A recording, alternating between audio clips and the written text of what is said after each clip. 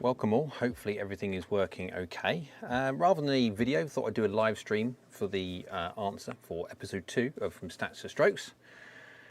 Let's get the splash screen off the front so you can see my wonderful image. There we go. Welcome everyone. So, yes, it was going to be a normal video, but I thought for time purposes, a live stream will work just as well. And so I will pop this on the channel listing so people can watch this after the fact as normal. So the episode 2 for the giveaway that I'm doing from Sub 70 and 11 Golf. Answers to questions, that's the whole idea. I'm posing statistical, analytical, there you go, strokes gained, that kind of thing. And so you can get a better understanding of how golfers play golf, you play golf, how other golfers in your handicap level play golf. And so you can understand from shots gained, simple ways you can improve your golf for free without having to worry about lessons, without having to worry about sort of buying expensive equipment or anything else like that. Just simple decision making that you make all the time when you play golf. So if you have seen episode 1, now you kind of get the idea of what's going on. For this, I pose a question. I'll then give it a few days for you guys to sort of get in the comment section and give your answer. And then we have the answer video. This is the answer video. And then we have a little chat about what the answers are and then why. And so you can learn a little bit more. And then it's a bit of fun, but the competition part of it is the questions that I put through are effectively graded. And there is a little leaderboard, as you can see, scrolling up the top there. Is it at Ice Tray 2468 or whatever it is? It's currently leading by 1 point, so not by much, so don't worry. There is still 80 points up for grabs, so plenty of time to make up lost ground. So even if you haven't even joined yet for the next question, you've got ample catching up time without any problems whatsoever. So let's get straight into the question. It was a simple one from an understanding of using a tee against not using a tee.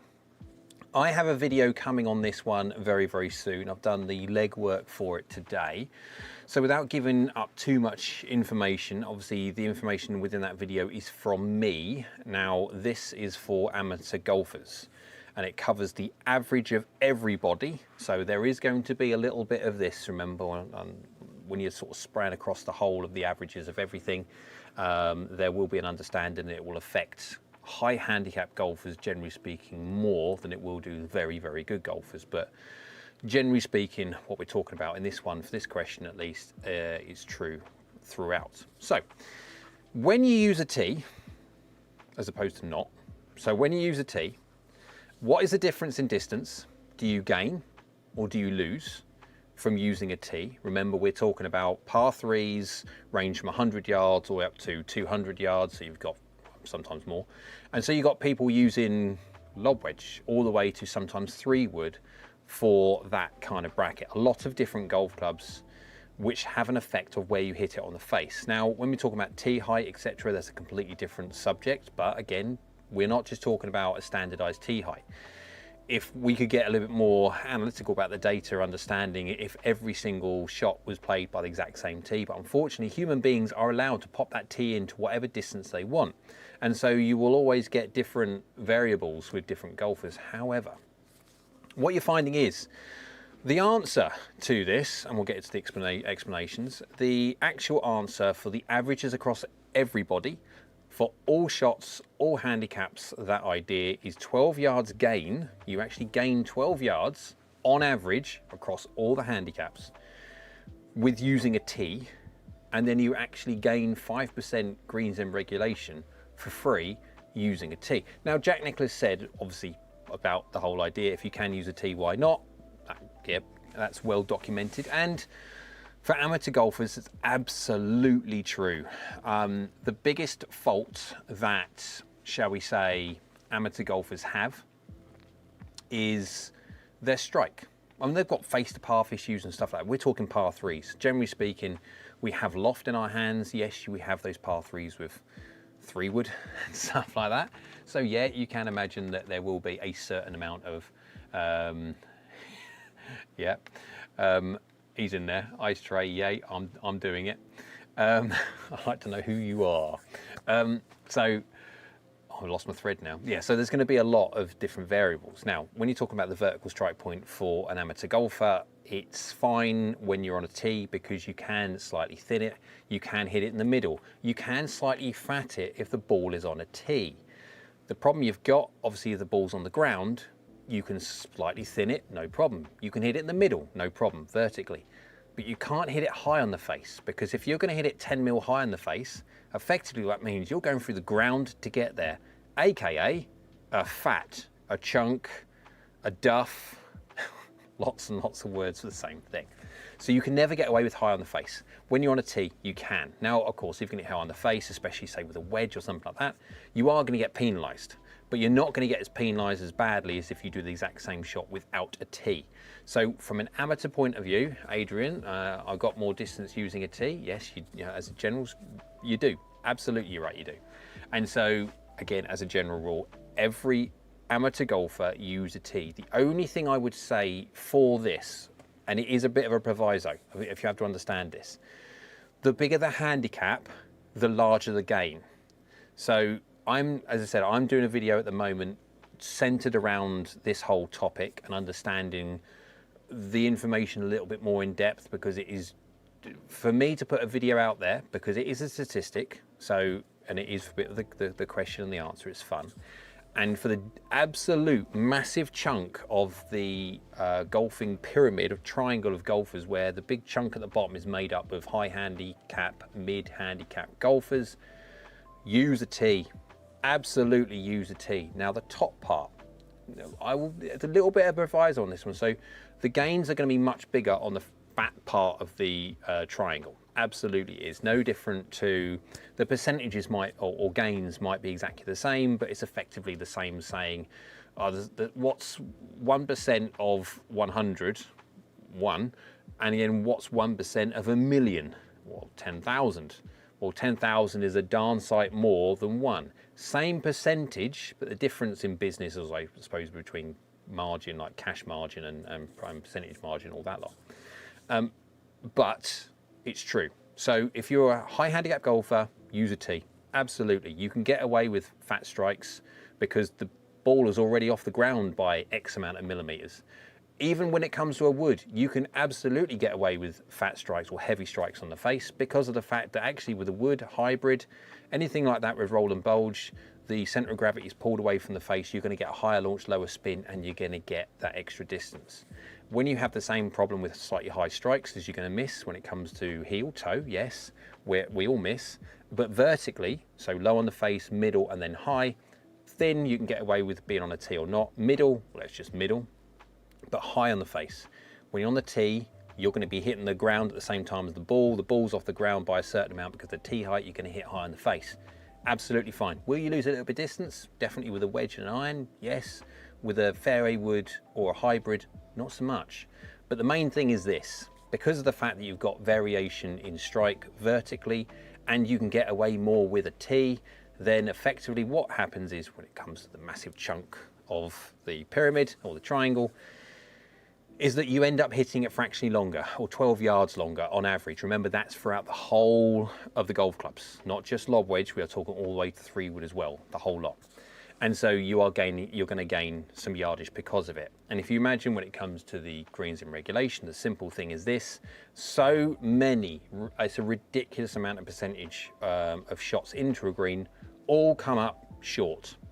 Yep, it's just, if you look at the ARCOS data, it's out there for all to see. You have your left and right, always you do. I got a special K middle question mark, yes.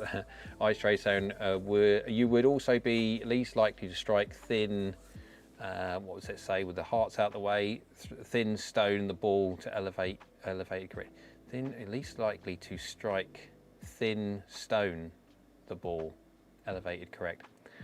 Sorry, you're going to have to rewrite that one. My brain is not working to be able to decipher. That's my fault, probably not yours, if you could rewrite. And so, yeah, when you're looking at handicap golfers mainly hit short, with that extra distance you're going to get from a tee, it pushes the golf ball further.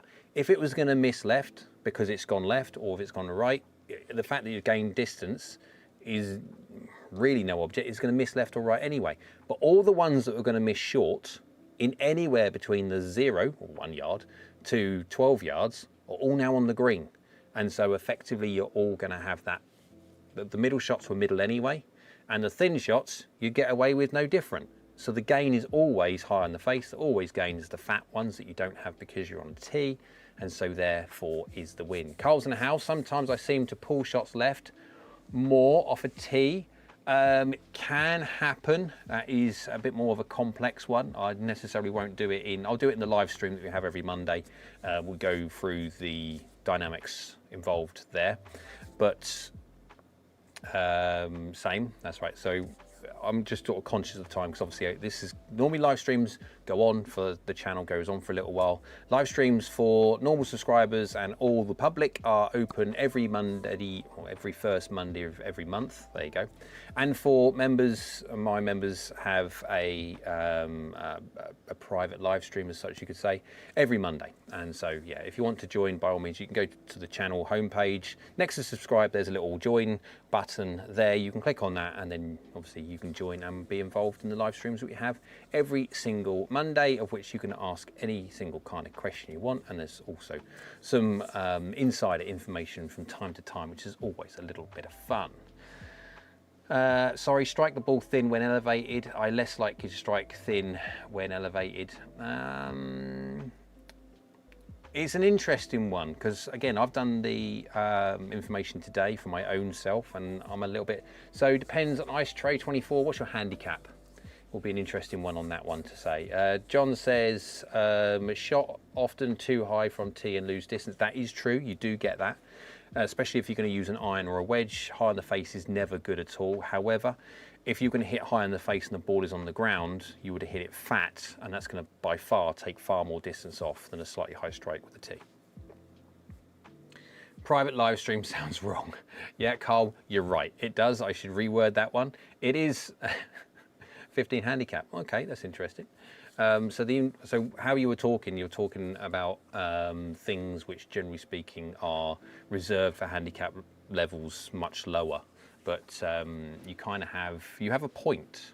It will be interesting to pop on a live stream on a Monday where we can talk about it in a far longer depth than just well, this is 13 minutes already, so I want to be careful about time. So guys, that was just basically that to let you know the answer to the question was 12 yards longer and 5% better in greens in regulation. Remember, every single time you hit a green in regulation, you are saving, give or take, 3/4 of a shot. I will not use that as a question or an answer to a question in any one of the other ones because that's a bit daft. But effectively you do. You save, give or take, 0.8, I think it is, but effectively 0.8 of a shot every single time you hit the green rather than miss it.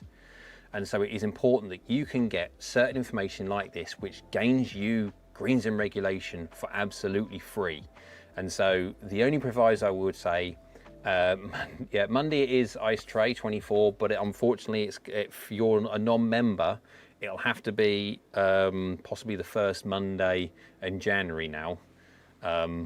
Although technically that's, I think it's New Year or something, so it might have to be, you never know, I might get away with, no I won't.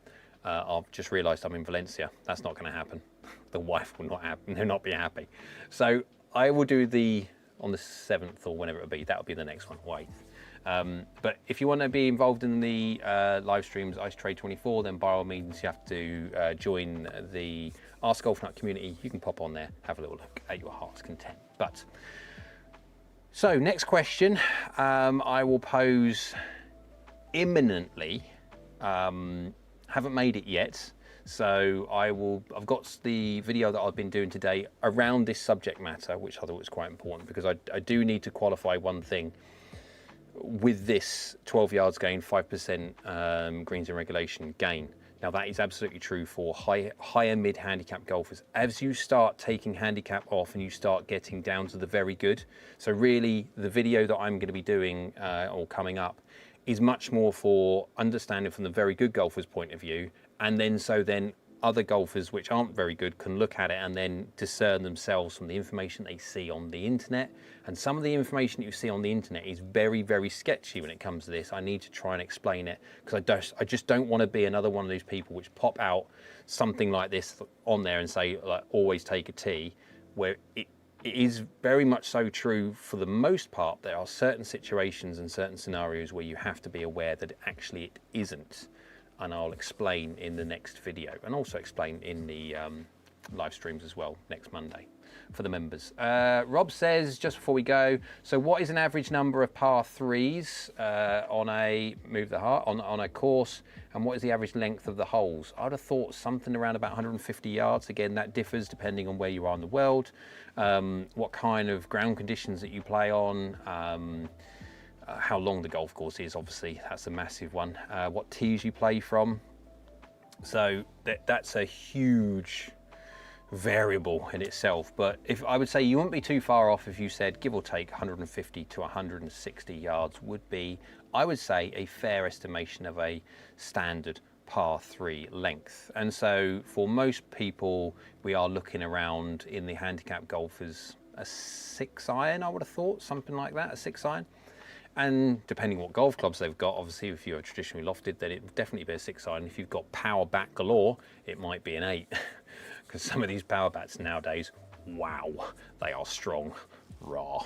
So, right guys, that's a very quick one. I want to make sure that I don't go too far on this one, because this is a little bit of a live stream approach at doing the video, because it's much, much quicker for me to edit. I don't have to edit, everything's happening as I do it. So I don't have to film and then get it on the PC, then edit it all, then upload it. It's being done as we speak. And I might even, depending on how things go, I might even set the question with a live stream as well. Why not? And see if the people like the personal touch of how I do things. So it's a pleasure to be on. So thank you very much for everyone who has joined in. Obviously, no one knew really that it was going to happen. So always a bit of fun. All right, making sure I got everything going in the background. So hopefully we got the question video coming very soon. Depending on how much I can get stuff done, I might be able to get the question video done tomorrow, not quite sure. Remember, there is 80 points still up for grabs. This is for the custom fit set, a free custom fit set of irons from either Sub 70 or 11 Golf. Very kindly, they've agreed to donate a set of golf clubs to the winner of the competition. And the whole idea of the competition is basically just to give you guys a better understanding of statistics, analytics, strategy, decision making, all those things that you do on the golf course in your head, and you wish you made a better job of after you've hit the shot and just realized, why didn't I think of that? So that's the whole idea of this series, to try and empower you with a little bit more information. This information is free, it's out there for all to see. Generally speaking, it's boring. That's why people don't look at it. And so I'm trying to do it in a way which is a little bit more fun, a little bit more engaging. And also you get a chance of having a little fun prize at the end of it. Or it's not a little fun prize, a full set of irons. And I think I might even be able to squeeze out a custom wedge as well. It might be custom. I might be able to get it laser etched as well. I might be pushing my luck, but I'll give it a go. So, all the bits and pieces done. Yes, it is. You're right, Carl. I do need to change that. I can't do that now. That's out for all to hear. Sounds a bit dodgy when it comes to saying private live stream. Completely different website. So, right, guys. Great for the live stream. Obviously, that was a well, I wasn't intended to do it. I was going to do a normal one, but today I just decided to do a live stream. Keep an eye out, so make sure you get the bell icon on. That's a notification bell. That will let you know when I'm doing question and answer videos or any other normal content as well. Make sure you subscribe. You've got to be a subscriber to be able to be involved in the competition. And if also, remember guys, you've got to like all the videos. Again, I'm not too fussed about the answer ones really, but it's the question ones really, because I want to make sure that there is exactly the same amount of, or no, not exactly the same. There has to be more likes than there is questions or comments, so answers to the question. That's what I'm looking for. So for the question videos, there's got to be at least as many likes as there is comments. If not, someone's not got the memo. Yeah, the answer ones like this one. I appreciate if you guys was to like the videos. If you can, by all means, like, go on, click like, YouTube loves it, so do I. Golf Spike, hey, Golfston Spike's in, hello. And unfortunately I've got to go because I'm just conscious of the time. This is not a normal live stream, this is actually made for a video. So people don't want to listen to an hour or two of me prattling on about all different things to do with equipment, custom fitting, coaching, and all the other things fun in golf. We will be talking more about the golf ball rollback because it's still kicking off, and yeah, Titleist release a statement and everything else like that. So, but we'll be going through all the news, all the updates, all the things that I'm getting when it comes to the media samples. Remember, we are looking at release time very, very soon in January and February, so it will be going mental. So I've already got stuff that I need to test, and yeah. So anyway, hope you liked the video. If you did, thumbs up. Go on, YouTube's like, so do I. Down there is a subscribe button. It's free. It's great for the channel if you could do that. So thank you. And next that is a bell icon. That's a notification bell. If you click that notification bell, it will let you know next time I upload another video and also go live. Members every Monday, non-members, normal public and subscribers every first Monday of the month. So hope you're well, and we'll see you again soon. Oh, John said, hope you do something on woods and hybrids soon. A doctor waiting, wife in car, just got the alert. Whoa. Hope all is well. We'll chat soon.